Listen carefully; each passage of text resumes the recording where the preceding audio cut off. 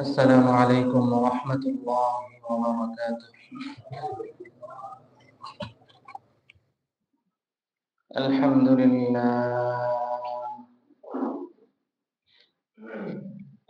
الحمد لله نحمده ونستعينه ونستغفره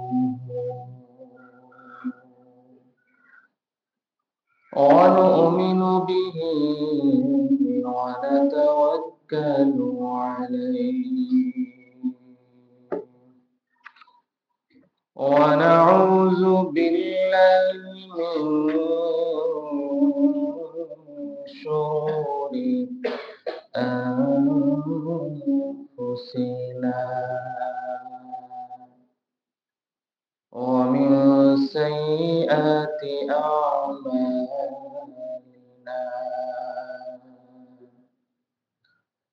من يهده الله فلا مضل له ومن يضلله فلا هادي له ونشهد أن لا إله إلا الله وحده لا شريك له ونشهد أن سيدنا وسندنا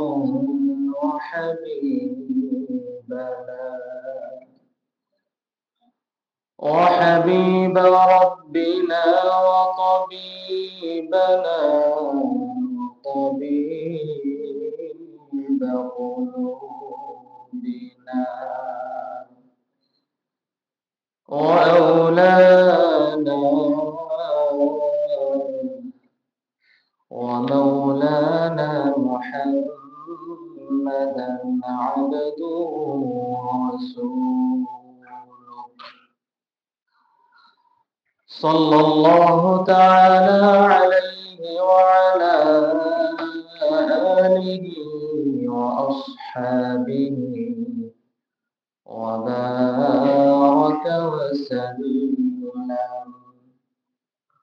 وبارك وسلم تسليما كثيرا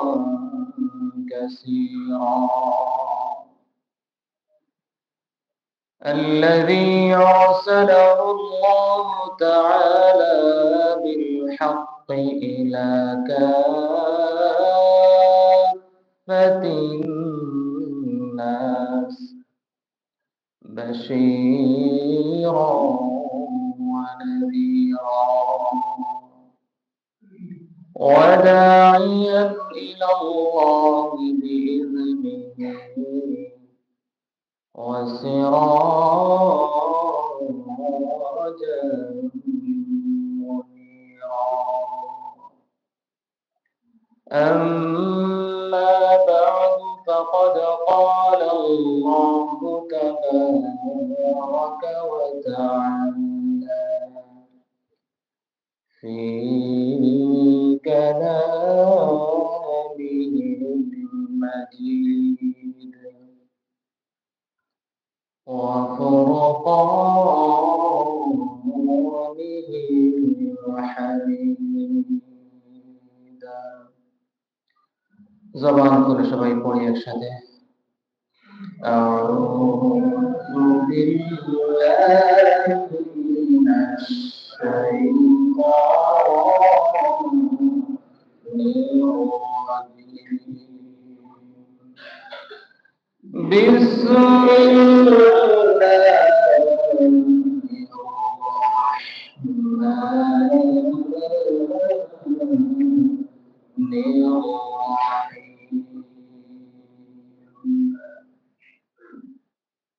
يا بني آدم قد أنزلنا عليكم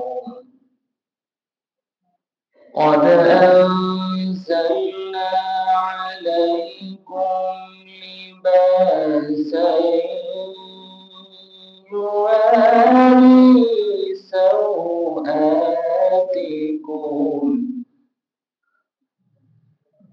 يواري سوآتكم وريشا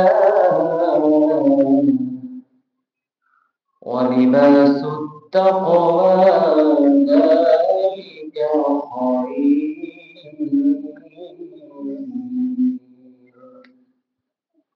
صدق الله مولانا العظيم. وقال رسول الله صلى الله عليه وسلم عن ابي هريره رضي الله تعالى عنه قال قال رسول الله صلى الله عليه وسلم الحياء من الإيمان والإيمان في الجنة أو كما قال عليه الصلاة والسلام. آمنت بالله صدق الله مولانا العظيم وصدق رسوله النبي الأمي الأمين الكريم ونحن على ذلك لمن الشاهدين والشاكرين والحمد لله رب العالمين. محبة الشتى شبه درود الشريف পড়ি اللهم صل على محمد وعلى آل محمد كما صليت على إبراهيم وعلى آل إبراهيم إنك حميد مجيد. اللهم بارك على محمد وعلى آل محمد كما باركت على إبراهيم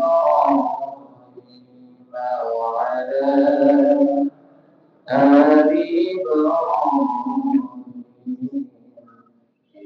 إنك حميد مجيد.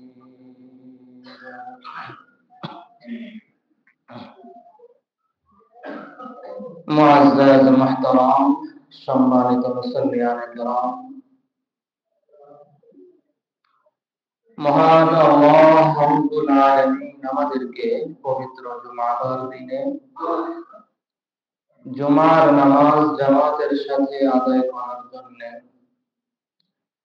মসজিদে আসার তৌফিক দান করেছেন। এজন্য সেই মালিকের শাহী দরবারে অন্তরের অন্তঃস্থল থেকে উঁচা আওয়াজে শুকরিয়া আদায় করি আলহামদুলিল্লাহ।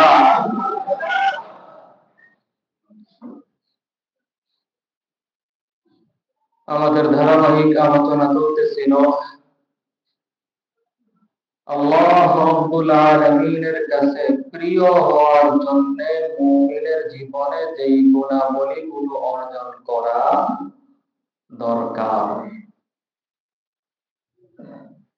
সেই ধারাবাহিকতায় আজকে আমরা যে গুণটি সম্পর্কে আলোচনা শুনব জানব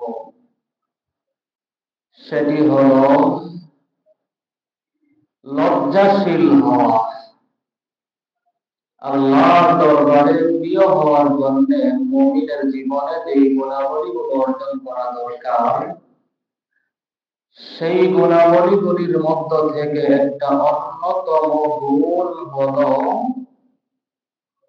মুসলমান হিসাবে, মুমিন হিসাবে আমাদেরকে কি হতে হবে বলেন? জোরে বলেন সবাই, কি হতে হবে? আরেকটু জোরে বলি, কি হতে হবে বলেন? লজ্জাশীল হতে হবে। আমার কথায়, আমার কাজে, আমার চাল চলনে, বলনে, সব কিছুর মধ্যে যেই জিনিসটা থাকতে হবে সেই জিনিসটার নাম হলো হায়া, সেই জিনিসটার নাম হলো লজ্জা। সেই জিনিসটার নাম কি বলেন? লজ্জা। লজ্জা, হায়া, এই গুণটা অর্জন করা, এটা আল্লাহ এবং তার রাসূলের পক্ষ থেকে আমাদের উপর হুকুম। প্রথম কথা হলো, এটা হলো আল্লাহ এবং তার রাসূলের পক্ষ থেকে আমাদের উপর, জোরে বলে সবাই, আমাদের উপর কি বলেন? আল্লাহ এবং তার রাসূলের পক্ষ থেকে হুকুম হলো আমরা যেন লজ্জাশীল হই, আমাদের জীবনে যেন লজ্জা নামক গুণটা থাকে। রাসূল করিম সাল্লাল্লাহু আলাইহি ওয়াসাল্লাম হাদিস শরীফের মধ্যে বলেন, قال رسول الله صلى الله عليه وسلم استحيوا من الله حق الحياء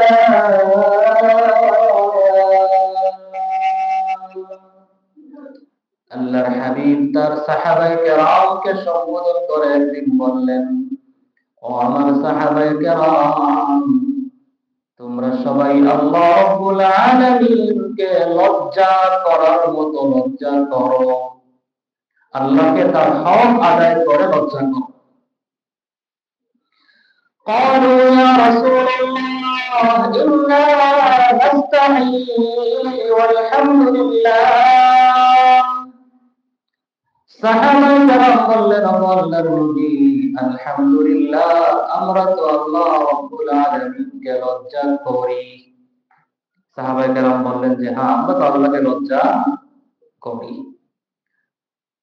قال رسول الله صلى الله عليه وسلم ليس الأمر كذلك। নবীজি বললেন, বিষয়টা এমন না, বিষয়টা এমন না। তোমরা যেমন মনে করতেছো যে আমরা তো আল্লাহকে লজ্জা করি, বিষয়টা আসলে এমন না। আল্লাহর হাবিব জনাবে মুহাম্মদুর রাসূলুল্লাহ সাল্লাল্লাহু আলাইহি ওয়াসাল্লাম সাহাবায়ে কেরামকে আল্লাহ রাব্বুল আলামিনকে লজ্জা করার কিছু মাপকাঠি শিখালেন, যে এই মাপকাঠিগুলো অনুসরণ করে তোমাদেরকে আল্লাহকে লজ্জা করতে হবে। এক নম্বর আল্লাহ হাবিব বললেন, আন তাহফাযার রা'সা ওয়া মা ওয়া'আন। আল্লাহর হাবিব জনাবে মুহাম্মদুর রাসূলুল্লাহ সাল্লাল্লাহু আলাইহি ওয়াসাল্লাম বললেন, ও আমার সাহাবায়ে কেরাম, তোমাদেরকে সম্বোধন করে আমি নবী জানায়া দিলাম,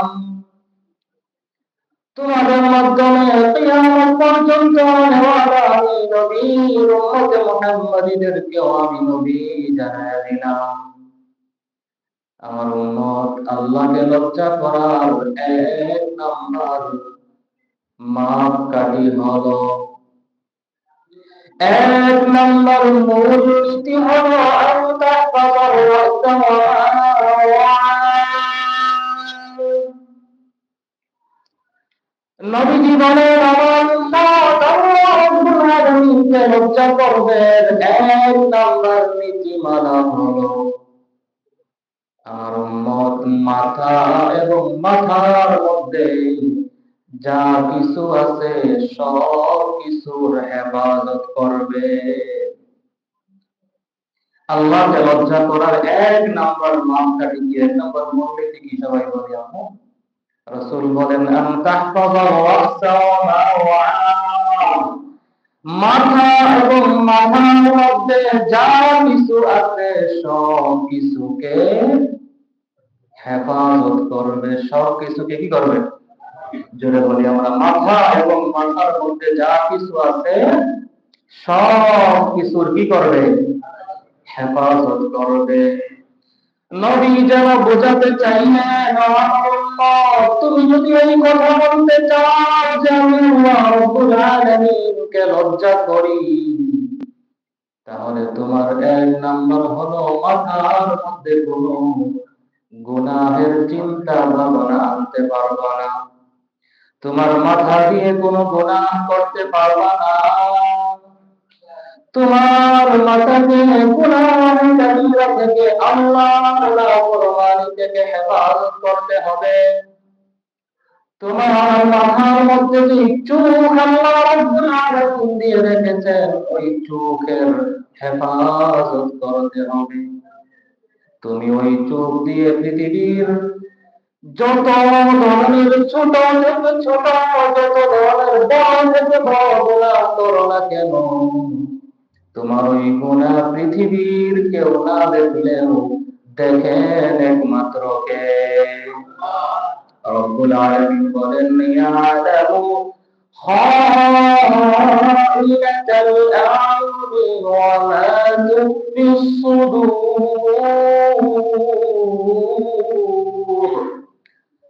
চোখ দিয়ে তুমি যেই খেয়ানত করো, তোমার হৃদয়ের গভীরে তুমি যেই খেয়ানত করো, ও বান্দা, পৃথিবীর কেউ তোমার সেই খেয়ানত সম্পর্কে না জানলেও না জানলেও দেখি আমি একমাত্র আল্লাহ।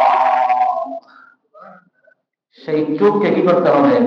হেফাজত করতে হবে। কান হেফাজত করতে হবে, জবানের হেফাজত করতে হবে। রাসূল বলেন, এক নাম্বার হলো তাহফাযুর রাসা ওয়া মা ওয়া, মাথা এবং মাথার মধ্যে আল্লাহ রাব্বুল আলামিন যা কিছু দিয়ে রেখেছেন, এই সব কিছুর হেফাজত করতে হবে। আল্লাহকে লজ্জা করার এক নম্বর মূলনীতি। মাথা দিয়ে গুনাহের চিন্তা করা যাবে না, চোখ দিয়ে গুনাহের দিকে তাকানো যাবে না, জবান দিয়ে গুনাহের কথা বলা যাবে না। জবান দিয়ে যত গুনাহ আছে সেই গুনাহগুলো থেকে নিজের জবানকে হেফাজত করতে হবে। কান দিয়ে গুনাহ শোনাও যাবে না, গুনাহ শ্রবণ করা থেকে নিজের কানকে হেফাজত করতে হবে। এক নম্বর হলো মাথা এবং তার মধ্যে যা আছে সব কিছুকে হেফাজত করা। আল্লাহ রাসূল বলেন, দুই নম্বর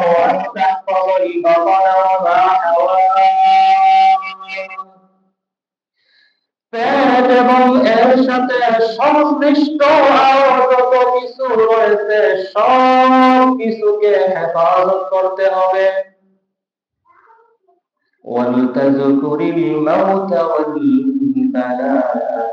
বেশি বেশি মৌতের কথা স্মরণ করতে হবে।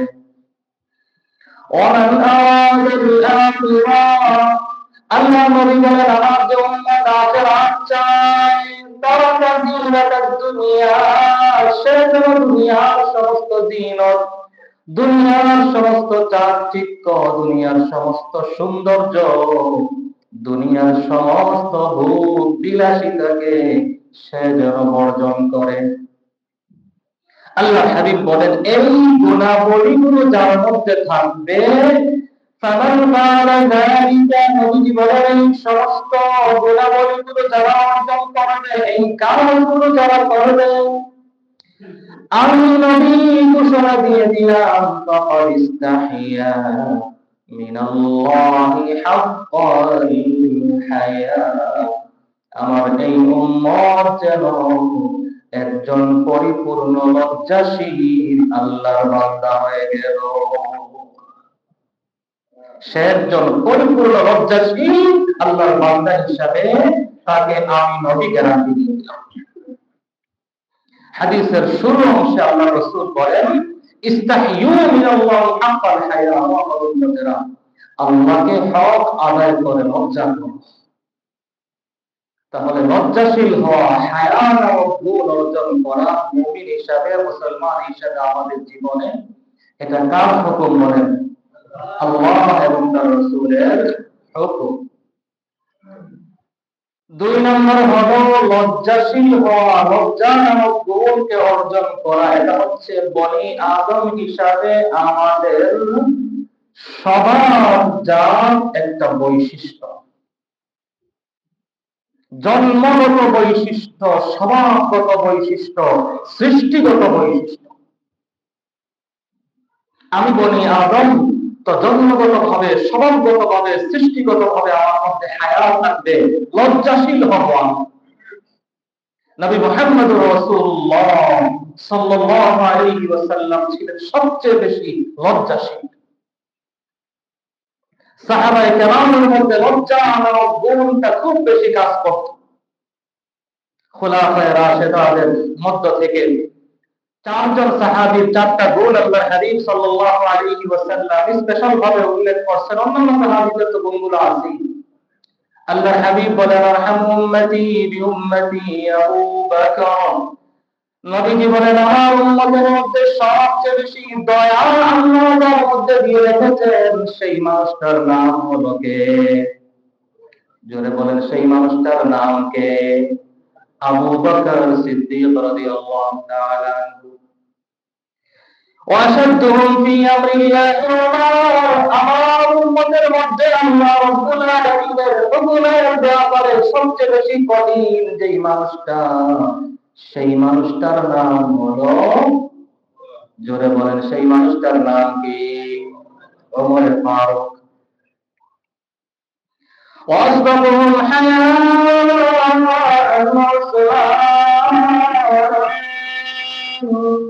আল্লাহ নবী বলেন, আমার উম্মতের মধ্যে সবচেয়ে বেশি লজ্জার গুণ আল্লাহ রাব্বুল আলামিন যাকে দিয়ে রেখেছেন সেই মানুষটার নাম হলো হযরতে উসমান বিন নুরাইন রাদিয়াল্লাহু তাআলা আনহু। তাহলে এটা হলো ওনাদের স্পেশাল গুণ। বনি আদমের জীবনে জন্মগতভাবে একজন মানুষ সৃষ্টিগতভাবে, আদর্শগতভাবে লজ্জাশীল হবে, লজ্জা থাকবে। সূরা আরাফের 22 এবং 26 নম্বর আয়াতে আল্লাহ রাব্বুল আলামিন সেই দিকে ইশারা করেছেন। লম্বা আলোচনা সূরা আরাফের মধ্যে আল্লাহ রাব্বুল আলামিন প্রথম অংশে আদম এবং হাওয়া আলাইহিস সালাতু ওয়াস সালামকে সৃষ্টির পরে আল্লাহ যখন জান্নাতে পাঠালেন, পাঠানোর পরে আল্লাহ বলে দিলেন, জান্নাতে যাও, যা খেতে মনে চায় খাও, যা করতে মনে চায় করো, ওয়ালা তাকরাবা আলাইহিস শাজারা, এই গাছটার কাছেও যেও না। লম্বা ঘটনা, আমি মোটামুটি অনেকেই জানি। শেষমেশ যা হলো, ইবলিস ওনাদেরকে প্ররোচিত করল, গাছের ফল ওনারা খেয়ে ফেললেন। সূরা আরাফের 22 নম্বর আয়াতে রব্বুল আলামিন বলেন, তাদাল্লাহা বিগুরুর। শয়তান ইবলিস তাদেরকে ধোঁকার মাধ্যমে পথ দেখান, প্ররোচনা দিন। ফালাম্মা যাকা আশ-শাজারাতা, যখন তারা উভয়ে আদম এবং হাওয়া ওই গাছের ফল খেয়ে ফেললেন, বাদাত লাহুমা সাওআতুহুমা, তাদের লজ্জাস্থান খুলে গেল, শরীরের উপর থেকে কাপড়গুলো খুলে পড়ে গেল। এই বিষয়ের সাথে ওনারা ইতিপূর্বে অভ্যস্ত ছিলেন না, এবং ওই সময় ওনারা দুইজনই আর কেউ। কিন্তু সাথে সাথে জন্মগত, স্বভাবগত, সৃষ্টিগত যে গুণটা আদম এবং হাওয়া আলাইহিস সালামের মধ্যে আল্লাহ নিয়ে রেখেছিলেন, সমস্ত বনি আদমের মধ্যে যে গুণটা থাকা দরকার, সাথে সাথে ওনারা লজ্জাস্থান, শরীর ঢাকা শুরু করলেন। এটা কোন কারণে বলেন? হায়ার কারণে? জোরে বলে সবাই, হায়ার কারণে তো, নাকি অন্য কোন কারণে বলেন? জোরে বলে, কোন কারণে? وطفقا يخصفان عليهما من ورق الجنة। রব্বুল আলামিন বলেন, আদম ও হাওয়ার শরীর থেকে লজ্জাস্থান থেকে যখন কাপড় খুলে পড়ে গেল, সাথে সাথে ওনারা জান্নাতের গাছের পাতা দিয়ে লজ্জাস্থান ঢাকা শুরু করলেন। এর মধ্যে কি পাওয়া যায়? জন্মগত, স্বভাবগত, সৃষ্টিগত বনি আদমের মধ্যে, আদম হাওয়া আলাইহিস সালামের মধ্যে লজ্জা ছিল।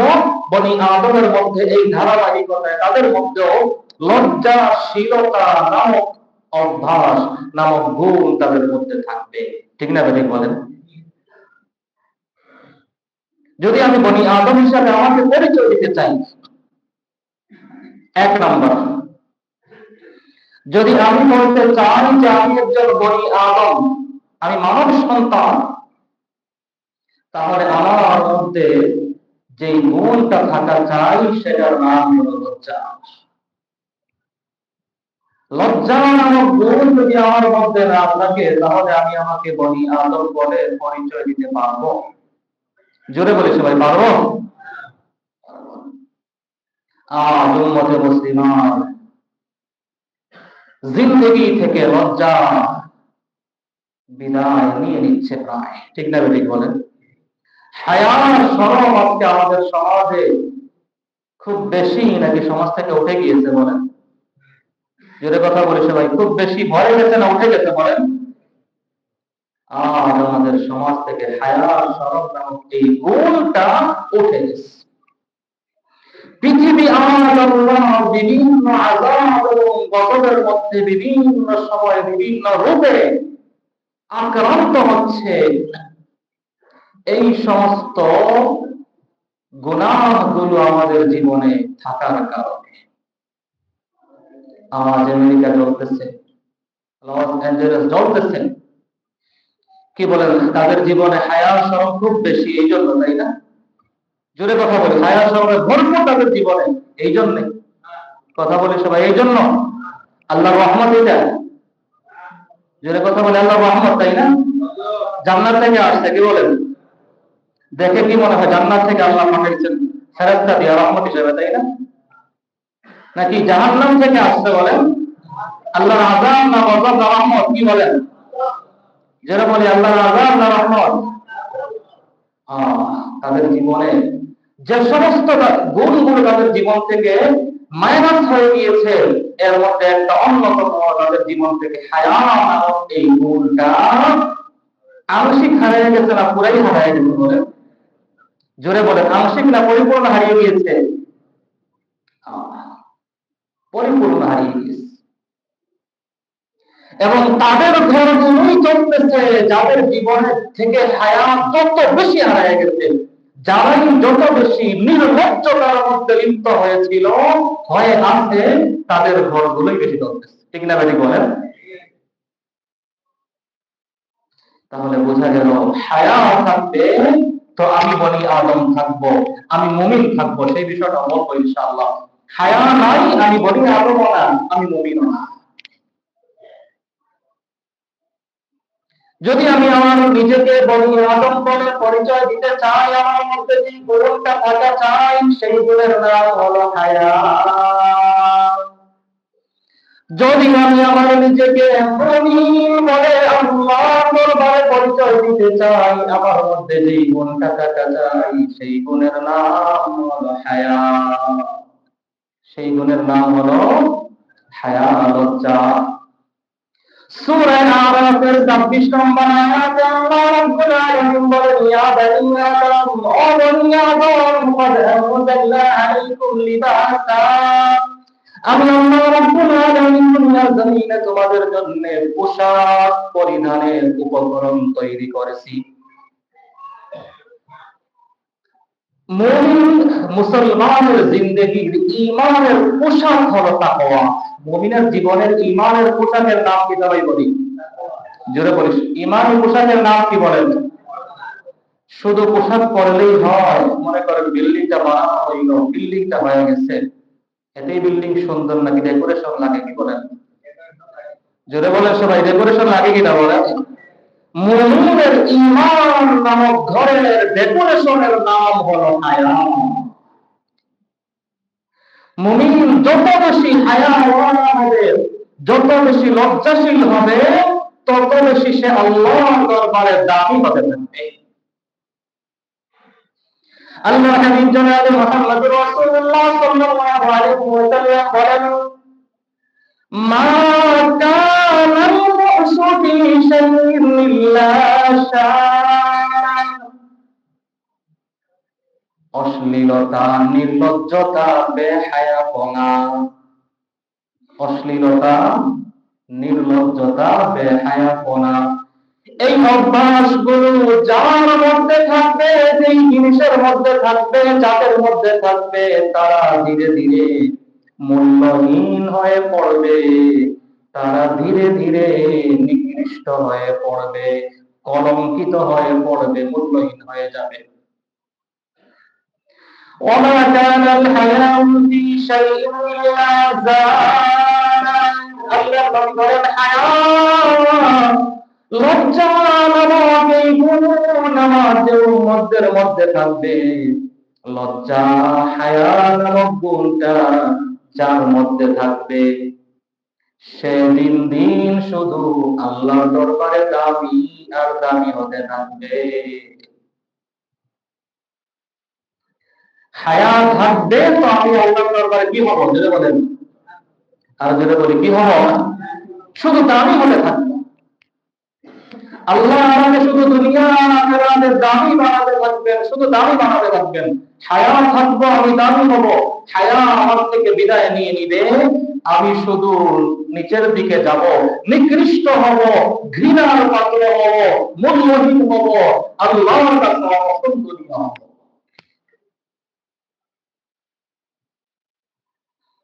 আমি ইমানদার, আমার পরিচয় হলো আমার মধ্যে হায়াত থাকবে। ঈমান এক জিনিস, হায়াত ভিন্ন জিনিস, এটা হওয়ার কোনো চান্স নাই। আল্লাহ রাসূল জনাবে মুহাম্মদুর রাসূলুল্লাহ সাল্লাল্লাহু আলাইহি ওয়াসাল্লাম বলেন, হায়াউল ঈমান কুল্লা জামিআ। আল্লাহর হাবিব জনাবে মুহাম্মদুর রাসূলুল্লাহ সাল্লাল্লাহু আলাইহি ওয়াসাল্লাম বলেন, ঈমান এবং হায়া দুইটা জিনিস এইভাবে একসাথে লেগে আছে।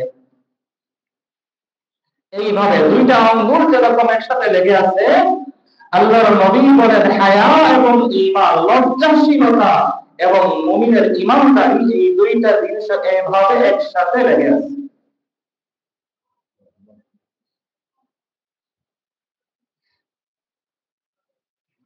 فإذا رفع أحدهما رفع الآخر। আমার মধ্যে ঈমানদারি পরিপূর্ণ আছে, কিন্তু লজ্জা আমার থেকে বিদায় নিয়ে নিয়েছে। ঈমান আছে? আমি নাই বলে আমার নবী কি বলেন শুনি। আল্লাহর নবী বলেন, ঈমান এবং হায়া এই দুইটা জিনিস এইভাবে একসাথে লেগে আছে, মিলে মিশে আছে। যখন এই দুইটার কোনো একটা উঠে যায়, একটা উঠে গেলে দ্বিতীয়টা অটোমেটিকলি ওই বান্দা থেকে উঠে যায়। কার কথা এটা বলেন?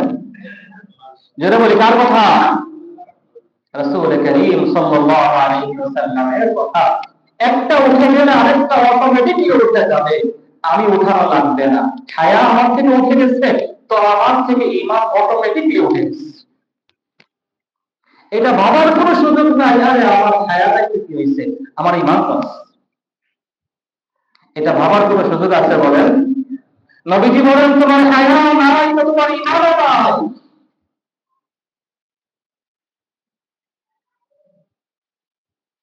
হায়া এবং ঈমান একসাথে ওতপ্রোতভাবে জড়িত।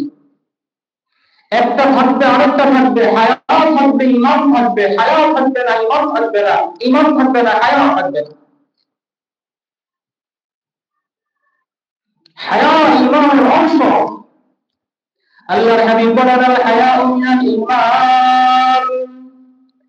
হায়া ঈমানের অংশ। ওয়াল ঈমানু মিনাল জান্নাহ।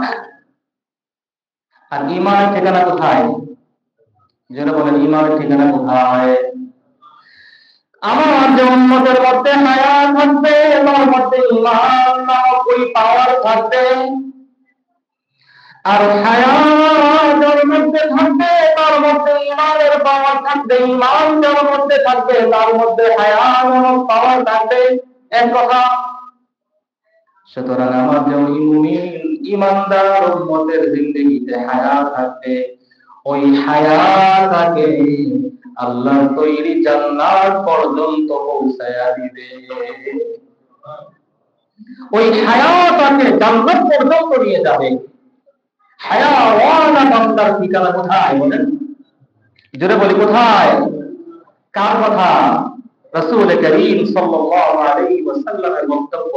আল্লাহর নবী বলেন, হায়া হলো ঈমানের অংশ, ঈমানের ঠিকানা হলো জান্নাত। যার মধ্যে হায়া থাকবে সে মুমিন, আর ওই হায়াওয়ালা ব্যক্তিকে তার হায়া জান্নাত পর্যন্ত নিয়ে পৌঁছায় দিবে। হায়া জীবনে শুধু বরকত আর বরকত নিয়ে আসে, জীবনে শুধু কল্যাণ নিয়ে আসে। আমি যদি আমার জীবনকে কল্যাণ দ্বারা, রহমত দ্বারা, বরকত দ্বারা ভরপুর করতে চাই, তাহলে আমাকে হায়া, লজ্জা অর্জন করতে হবে, আমাকে লজ্জাশীল হতে হবে। রাসূলের সাহাবী ইমরান ইবনে হুসাইন রাদিয়াল্লাহু তাআলা আনহু থেকে বর্ণিত, আল্লাহর হাবিব সাল্লাল্লাহু আলাইহি ওয়াসাল্লাম বলেন, قال রাসূলুল্লাহ সাল্লাল্লাহু আলাইহি ওয়াসাল্লাম, আল হায়াউ লা ইয়াতি ইল্লা বিখাইর। আল্লাহর নবী বলেন, আমার যে উম্মতের মধ্যে হায়া থাকবে, ওই হায়া নামক গুণের বরকতে আমার ওই উম্মতকে আল্লাহ দুনিয়া আখিরাতের সমস্ত কল্যাণ দিয়ে তার জিন্দেগিকে আল্লাহ সুন্দর বানায়া দিবে। তাহলে যদি আমি আল্লাহর প্রদত্ত রহমত, বরকত, কল্যাণ চাই, আমাকে কি হতে হবে? লজ্জাশীল হতে হবে। আমার জীবনে হায়া, লজ্জা অর্জন করতে হবে।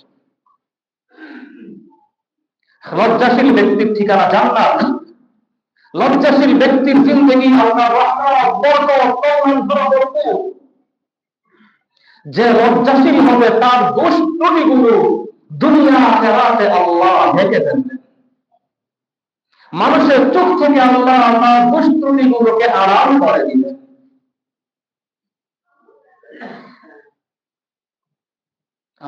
কত বরকত লজ্জা! আল্লাহ রাব্বুল আলামিনের সর্বশেষ যে পয়েন্টটা নিয়ে আলোচনা শুরু করেছিলাম, যে আল্লাহ রাব্বুল আলামিনের প্রিয় হওয়ার জন্য, পছন্দনীয় হওয়ার জন্য, ভালোবাসার পাত্র হওয়ার জন্য যে গুণগুলো আমাদেরকে অর্জন করতে হবে, এর মধ্যে একটা হলো লজ্জাশীল হওয়া।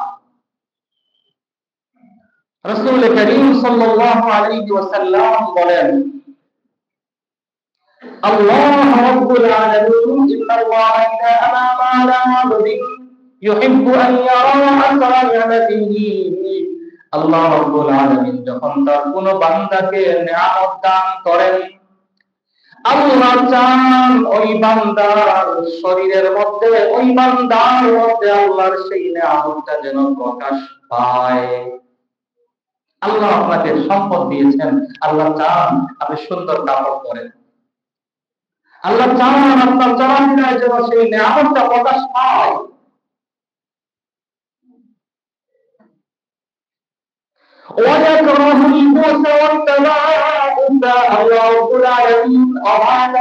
প্রকাশকারীকে বড় অপছন্দ করেন।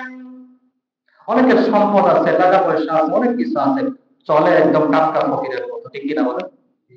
আল্লাহ এটা পছন্দ করেন না অপছন্দ করেন? জোরে বলেন, জোরে বলেন, আল্লাহ এটা কি করেন? আল্লাহ অভাব অনটন প্রকাশকারীকে আল্লাহ পছন্দ করেন। এক হলো তোমাকে আমি আল্লাহ সম্পদ দিলাম, তুমি চলতেছ ফকিরের মতো কেন? আমি চাই তোমার মধ্যে আমার নিয়ামতটা ফুটে উঠুক। আরেক হলো তোমাকে আমি আল্লাহ অভাবে রাখছি, তোমার আর আমার ব্যাপারে। তৃতীয় জনকে তুমি জানাতে যাবা কেন? অনেকের অভ্যাস হলো সামান্য ভাবে পড়লে দুনিয়ার আশপাশ 2, 4, 10, 100 করে সবার খবর হয়ে যায়, অমুকে অভাব। আল্লাহ এটাকে বড় অপছন্দ করেন কেন? হালত তোমার অভাব, তুমি আমাকে বলবো, আমি একটা সমাধান করবো, তুমি আবার তৃতীয় জনকে বলতে গেছো কেন?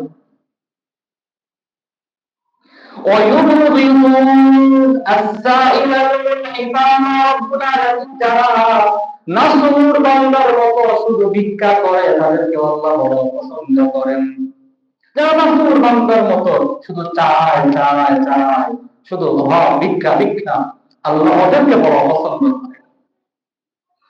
হাদিসের সর্বশেষ অংশের মধ্যে আল্লাহর হাবিব জনাব মুহাম্মদুর রাসূলুল্লাহ সাল্লাল্লাহু আলাইহি ওয়াসাল্লাম বলেন, ওয়া ইন্নাল্লাহা ইউহিব্বুল হাইয়াল আফীফাল মুতাআফফিফ।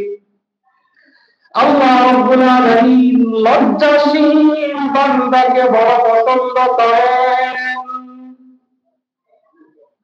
নিজের যা আছে তা নিয়ে থাকে, কারো দিকে চোখ দেয় না, এমন বান্দাকে, লজ্জাশীল বান্দাকে আল্লাহ বড় পছন্দ করেন। লজ্জাশীল বান্দার ঠিকানা জান্নাত। তাহলে মুমিন হিসাবে যদি আমরা আল্লাহ এবং তার রাসূলের প্রিয় হতে চাই, যদি জান্নাতি হতে চাই, যদি আমি আমার জীবনকে রহমত বরকত দ্বারা ভরপুর করতে চাই, কল্যাণ আল্লাহর পক্ষ থেকে আমি আমার জীবনে যদি আনতে চাই, তাহলে আমাকে আপনাকে যে গুণটা অর্জন করতে হবে সেটার নাম হলো, যদি বলেন সবাই, সেটার নাম কি? লজ্জা, হায়া, লজ্জাশীলতা। লজ্জাশীল হতে হবে আমাদেরকে, কথায় বার্তায়, চাল চলনে বলনে, সমস্ত ক্ষেত্রে লজ্জাশীল হওয়া লাগবে। পোশাক পরিচ্ছদে লজ্জাশীল হতে হবে, কথাবার্তায় লজ্জাশীল হতে হবে। আজকে আমাদের কথাবার্তা বড় ফাঁস, কথা আগে গাড়ি গালাজ, কথাগুলো এত, মুসলমানের কথা এত নোংরা হতে পারে, এত নোংরা হতে পারে, এটা কল্পনা নাই। ঠিক না বেরিক বলেন? কেন? এই জবান আল্লাহর দরবারে হিসাব দিবে না?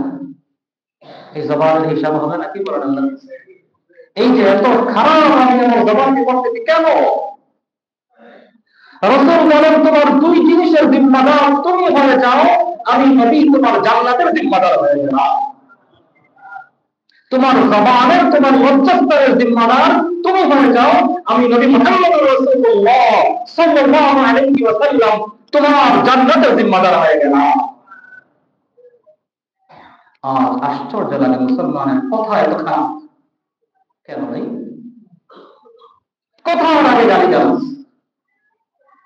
সাবধান, আমি বনি আদম থেকে দূরে সরে গেছি, আমি আর বনি আদম নই, আমি মুমিন নই, আমার ঈমানদারি কমে গেছে।